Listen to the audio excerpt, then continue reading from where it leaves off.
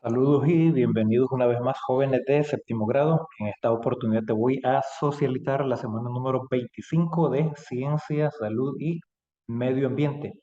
Unidad número 10, Comunidades Biológicas y el contenido, Comunidades Biológicas también.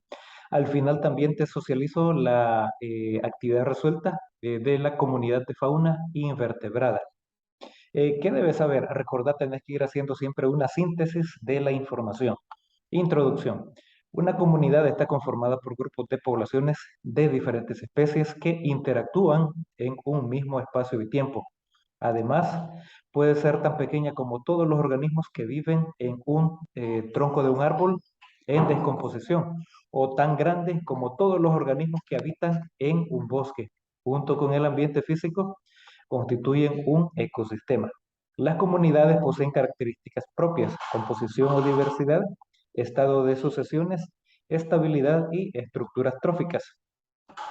Para estudiar sobre esto interesante tema, te invitamos a continuar la lectura. Número 2. Estructura y funcionamiento de la comunidad. Cada nivel ecológico posee características y propiedades que lo definen. Las comunidades biológicas poseen características únicas en cuanto a la estructura y funcionamiento comunitarios. Estas características permiten la coexistencia entre organismos. Algunas de las cualidades emergentes propias de las comunidades biológicas son la estructura trófica, que es el conjunto de todas las relaciones alimenticias entre las diferentes especies que conforman la comunidad. Interacciones. En lecciones anteriores estudiamos las interacciones que se dan entre los organismos de la comunidad. Algunas de ellas son competencia, depredación, mutualismo, parasitismo y comensalismo. Las interacciones son vitales para el funcionamiento de los ecosistemas. Abundancia corresponde al número de individuos de cualquier especie presentes en una comunidad. Y por supuesto, pues, aparte de coexistir pues, o cohabitar, pues también se comparten esos recursos que posee ese determinado lugar. Diversidad, variedad de especies presentes en una comunidad. La diversidad de especies es una medida del número de especies en una comunidad. Ahí hablamos de la riqueza de las especies y de la importancia relativa de cada una, con base a la abundancia, productividad o tamaño. Eso es la uniformidad de especies. Algunos factores que influyen en la diversidad de una comunidad son perturbaciones, aislamiento geográfico, estrés en el hábitat, entre otros. Además, tenemos también riqueza de especies. Es el número de ellas en una comunidad. Las zonas tropicales poseen ecosistemas y comunidades con gran riqueza de especies, mientras que en las zonas templadas poseen menos. Dominancia corresponde a la especie sobresaliente del resto de especies, considerada clave de este ecosistema. Especies clave.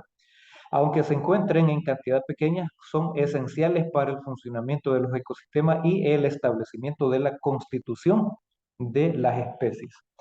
Y más abajo vamos a ver algunas figuras. Por ejemplo, esta, la figura número 1, tenemos, esta es una comunidad. Tenemos de la especie A, tenemos 10%, de ahí hay, por ejemplo, tres arbolitos de pino. Tenemos de la especie B, 15%. En total, pues ahí tenemos cuatro especies. Esa es la comunidad número 1, pero en la comunidad número 2, que es la figura 2, tenemos ahí cinco especies. Entonces, encaminado eso, se puede comprender. Luego tenemos la estratificación de la comunidad. Corresponde a las disposiciones de las especies, tanto horizontal como vertical. Las capas vegetales permiten el establecimiento y desarrollo de las comunidades animales en los ecosistemas terrestres. Por ejemplo, tenemos aves y murciélagos, se establecen en las capas superiores de los bosques, mamíferos y reptiles en las capas intermedias y artrópodos, insectos y microorganismos pues en la hojarasca y raíces. Y si hay pues humedad, pues mucho que mejor, porque va a haber, digamos, una diversidad también de vida en esa área. Y ahí tenemos en la figura número 3 La estratificación de un bosque, ahí tenemos estrato arbóreo, estrato suelo y estrato arbustivo, también con el estrato herbáceo. Y en cada estrato, pues, cohabitan diferentes especies. Numeral 3. Comunidades acuáticas. Son aquellas que se desarrollan en los cuerpos de agua, en los mares, océanos, estuarios, pantanos, ríos, lagos, entre otros. Y los océanos regulan la temperatura global y crean las corrientes oceánicas y atmosféricas. Los organismos fotosintéticos, ellos producen la mayor parte del oxígeno en la Tierra y absorben la mayor cantidad de dióxido de carbono que se expulsa a la atmósfera. Podemos distinguir una estratificación en los cuerpos de agua. Por ejemplo, en las zonas más profundas de los océanos, donde la visibilidad es nula, se encuentra la llamada zona abismal, usualmente entre los 2000 y 6000 metros por debajo del nivel del mar. La zona béntica o bentónica es la parte más profunda de todos los sistemas acuáticos, sea cual sea la composición de esta zona, ya sea por arena o sedimentos de origen orgánico. Las especies que viven en ella conocen o se conoce con el nombre de bentos. El fitoplancton crece en la zona fótica de los océanos como el agua dulce, y ahí tenemos también elementos importantes a considerar en esta figura, que es la número 4. Ahí tenemos el modelo de la diferente zonificación de los océanos. Ahí pues vamos a partir del 0 metros, menos 200 metros, ya un poco más adentro. Luego tenemos a los menos 2000, menos 6000 metros, que también es la otra zona, la zona abismal. Mientras más profundo, pues menos luz solar pues llega a esas profundidades. Las aguas continentales están física y químicamente estratificadas en forma vertical y horizontal. Por ejemplo, la luz que incide en el agua es absorbida por organismos fotosintéticos en la superficie. Conforme se desciende, la luz es menos intensa hasta que ya no penetra a cierta profundidad. Esta capa donde hay luz solar se le llama zona fótica. En el caso de las corrientes de agua, los ríos, riachuelos, arroyos, etcétera, la variación de las poblaciones y comunidades en los distintos estratos poseen adaptaciones peculiares que generan una clase de sucesión ecológica muy propia de estos sistemas de agua. La luz ya no logra penetrar, inicia la zona oscura llamada afótica. Ambas zonas conforman lo que se conoce como zona pelágica, y ahí lo vamos a visualizar más adelante en la figura número 5. En aguas continentales, la zona fótica está subdividida en dos zonas: la cercana a la costa, donde la luz penetra fácilmente, con presencia de plantas con raíz, denominada zona litoral. En el área siguiente, la luz penetra hasta cierta profundidad. No hay crecimiento de plantas que se anclen al lecho, que es profundo. A esta zona se le llama lignética. Y ahí tenemos, pues, por supuesto, la figura número 5, donde tenemos o podemos visualizar el modelo de zonificación de un cuerpo de agua continental, el lago, por decirlo también así. Y esos elementos importantes a considerar: tenemos la zona litoral, zona limnética, zona fótica, zona bentótica, y tenemos la zona afótica, que es la más profunda y por lo tanto pues no llega los rayos de luz que provienen del sol, pues no llegan hasta ahí. Es una zona bastante oscura, por cierto. Comunidades terrestres. Para todas las comunidades terrestres, el suelo es el componente abiótico constante en todos los tipos de ecosistemas.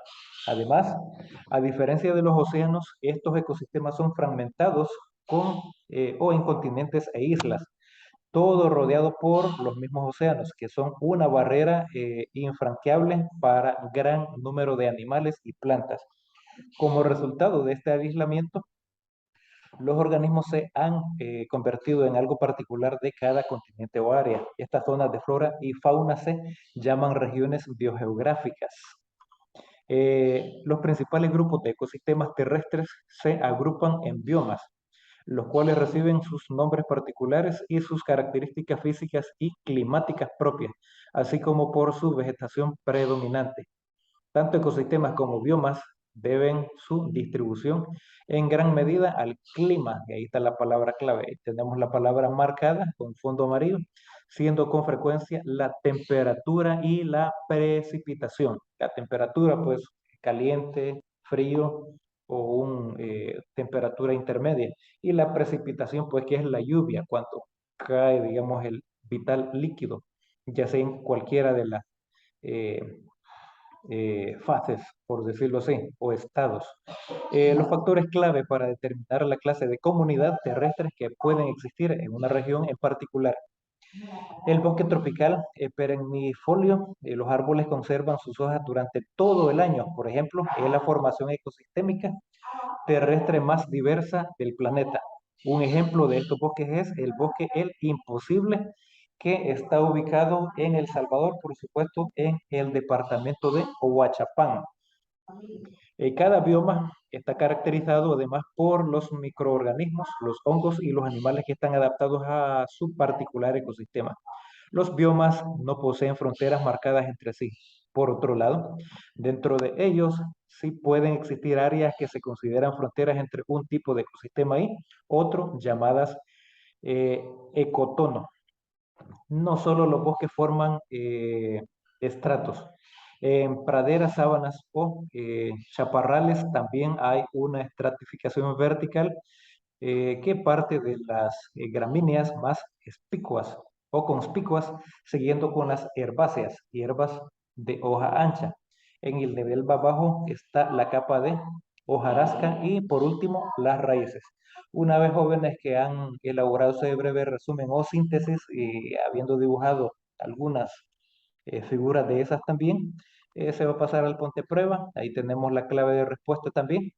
No me voy a entretener tanto en esta actividad, sin embargo, pues en el resuelve, sí, hay que trabajarlo de mejor manera y dice número uno, comunidad de fauna invertebrada, o sea, los que no tienen básicamente esqueleto objetivo.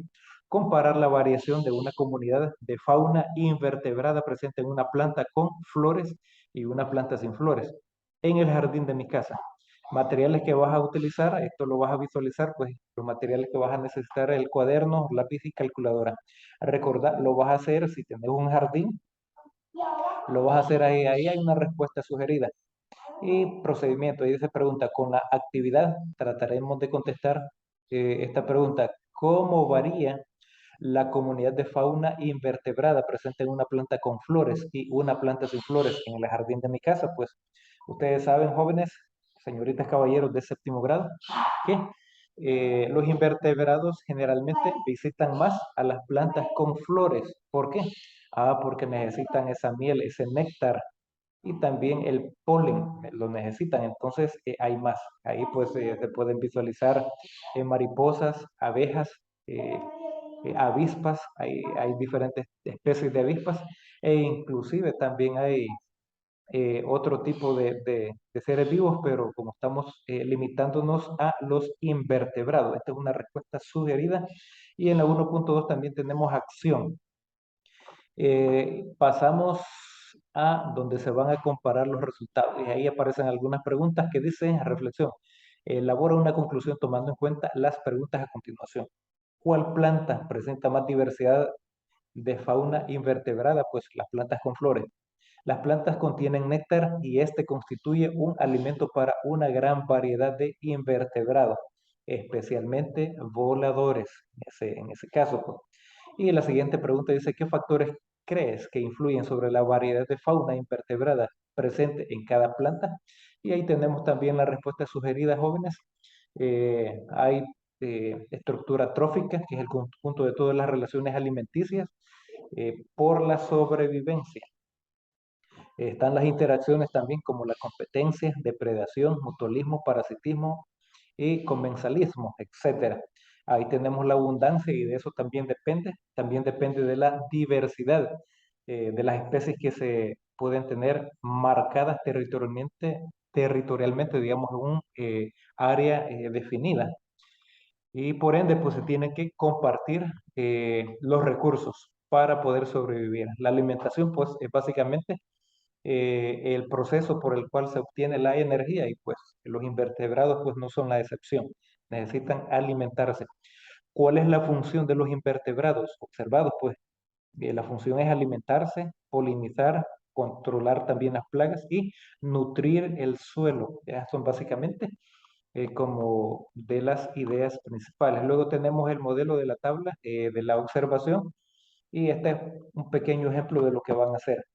Van a observar en el jardín y van a visualizar algunas plantas con flores y otras que no tienen flores. Y por ejemplo, en la observación uno hormiga negra se observó por ahí, pero en la observación 2 no, en la observación 3 sí. Luego hormiga café, no, en la segunda sí, en la tercera sí. Araña negra, ahí en las tres observaciones tenemos que sí, sí se observó. Luego las abejas, las famosas abejas, las que pican bastante fuerte, pues se observó, sí se observó. En la segunda no se observó, porque posiblemente en la 2 y en la 3 no son plantas con flores, la primera sí. Luego tenemos la avispa negra, ahí las tenemos en las tres observaciones. La mariposa solo en la primera, en la segunda dos no. Este es un pequeño ejemplo de cómo van a ser esas observaciones, esas anotaciones y esa tabla pues va a ser como un esquema que van a utilizar para poder completar la investigación. Espero, jóvenes, señoritas, caballeros, que esta socialización sea de mucha utilidad y nos encontramos en la próxima. Hasta luego.